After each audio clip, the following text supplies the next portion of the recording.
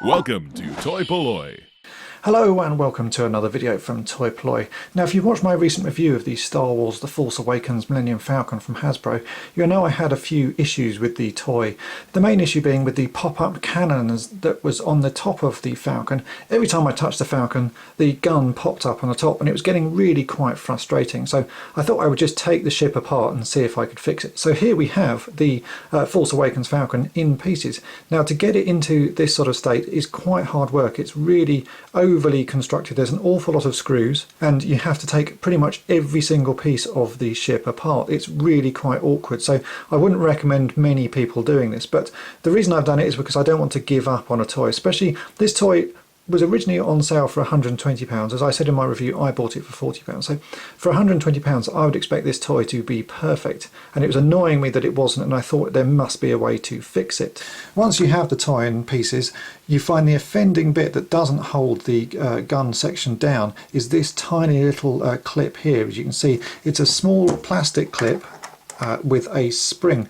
Now I think the main issue with it is not the spring. I thought maybe the spring wasn't weak enough.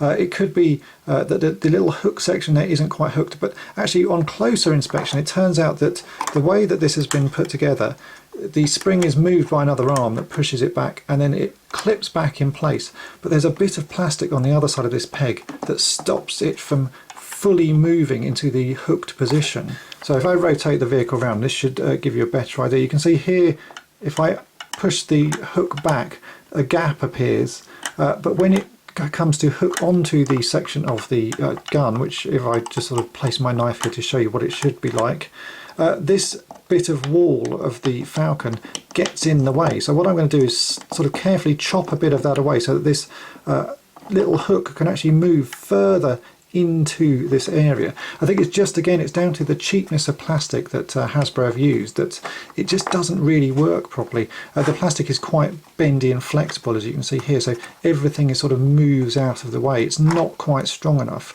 and so the whole ship is just a little bit sort of wobbly and a bit sort of almost jelly-like. So I think by chopping that away, that should give it enough sort of extra movement that it will hook onto the top gun.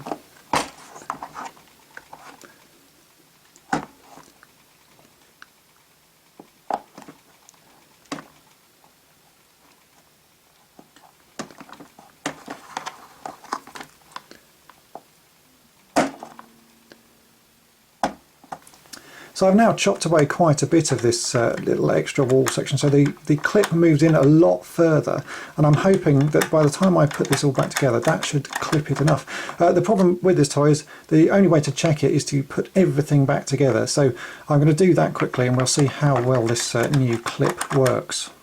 So here's the Falcon back together, and it's certainly made a massive improvement. Previously, if you'd watched my review video, if I opened the front Nerf gun section, then this back section would pop up straight away. So let's open the front Nerf section. You see that pops up quite nicely, and this section isn't opening. Now if I press the button on the right hand side, which should pop this up, it does pop up. So it does seem to have made a massive difference. I would say this problem is caused by the quality of plastic that Hasbro have used, and that goes for all of the problems I've had with all of the vehicles from The Force Awakens.